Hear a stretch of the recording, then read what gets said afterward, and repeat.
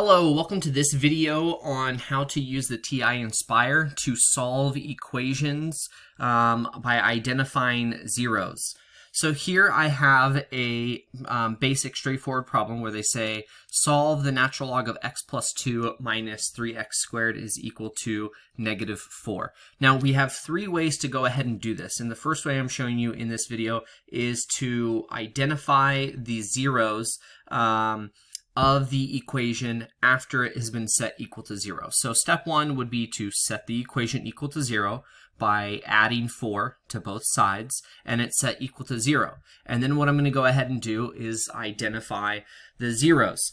The second way is to solve the intersection, which I'll show you in the second video. And then the third is if you have a computer algebra system, a TI-nspire CAS, which is what we have in our AP Calc class, you can go ahead and just ask your calculator to solve it. So I'll go ahead and show you.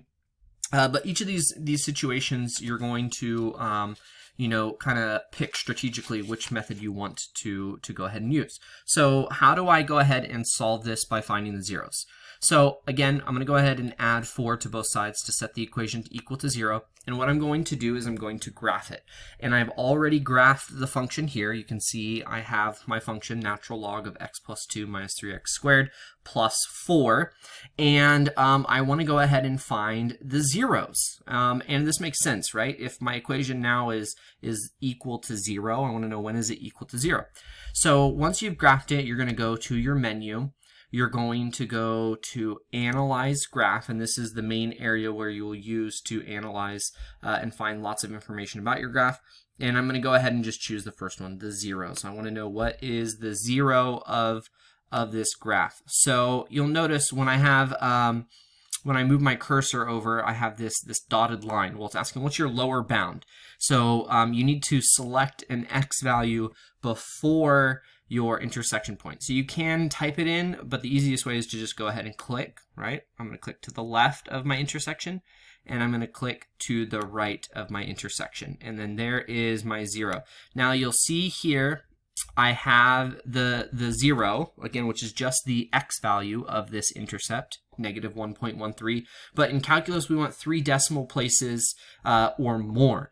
So I need to go ahead and change my settings. I need this to return more. I mean, if it's exactly negative 1.13, that's fine, but it's not. So I'm going to go to my settings, and then at menu down here, settings, number 9, and you'll see that it says float 3. Now, if you changed this already in an earlier video and it says something like more than 6, you're good, okay? But I like to set it to more than necessary. So float 10. I'm going to click OK, and then you'll see here more digits are selected. Okay, so one solution would be negative 1.134. So I'm going to round to 3 decimal places.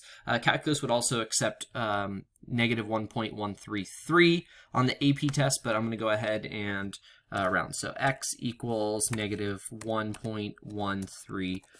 There is my first solution, okay? We do have a second solution, so I'm going to go ahead and identify, okay, what is this 0 here? So menu, Analyze Graph, I'm going to identify the 0, and again, left and right. And then there is my solution. So 1.316. So I'm going to go back here. I'm going to say, okay, x is equal to 1.316.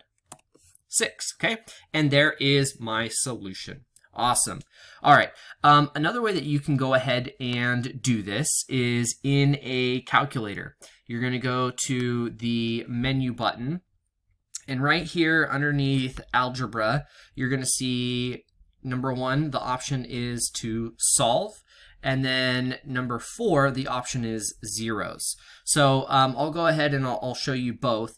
But if I want to find the zeros of a function, I'm just going to type in my equation. So the natural log of x plus 2 minus 3x squared plus 4. And I'm going to put comma x. It's going to ask, okay, what what variables do you want to find the zeros. So I hit enter, and voila, there are my zeros. Okay, and again, I could do the same exact thing for solve. I'm going to copy this really quickly. Go down here, menu, algebra solve, and I'm going to enter the same thing. So solve, comma, x, and I hit enter. Oh, it's got to be equal to something. Sorry. I'm going to put equal to 0, or you could go ahead and put equal to -4 equals 0. And then there is our answer. All right. Okay, so if you have the CAS, the computer algebra system, you get to do fancy things like that. It makes life really easy sometimes. You don't always have the calculator, though, so we're not always that blessed.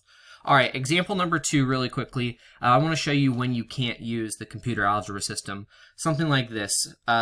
Solve the cosine of x minus pi fourths is equal to 0. Okay, so I have cosine function shifted to the right, pi fourths, on the interval 0 to pi. I don't know if you picked up on that. On the interval 0 to pi, both inclusive.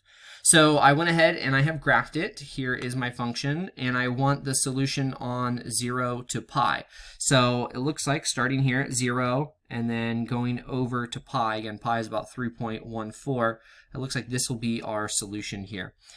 Just going back to our zoom tips. Again, if you want to go ahead and get a better view of this, I'm going to click box, and I really care about, this portion. Okay, kind of breaks it down into a better picture. And then something else you can do too, especially with trig functions, is you can change your step in your window settings to be something like go in steps of pi fourths. So my min and my max are fine, but I want my scale here. I want this to be in terms of pi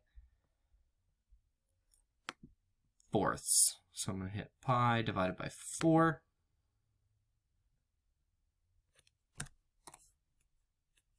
Okay, hit OK. And you'll go ahead and kind of see, each pi fourths. So pi fourths, pi halves, 3 pi fourths is what that one is, okay? But again, menu, I want to analyze the graph and find the 0. Okay, and then there is the decimal value, so 2.356, but 3 pi fourths is the exact value. All right, why can't I use this on my calculator? So if I wanted to go ahead and I wanted to solve, okay, cosine of x minus pi fourths,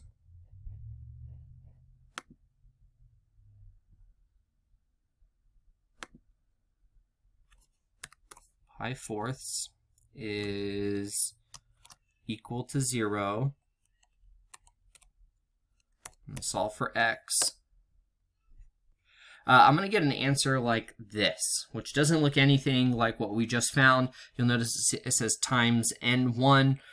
That's because cosine, sine, trig functions, they're in waves, or what we call wave functions. So they literally have infinite solutions. So I have this multiplier here. That's kind of a problem. This is when the solve issue, or the solve function on the calculator doesn't work. So kind of pick and choose when you're going to have to solve by graphing versus solve using your computer algebra system. All right, catch you in the next video. Bye.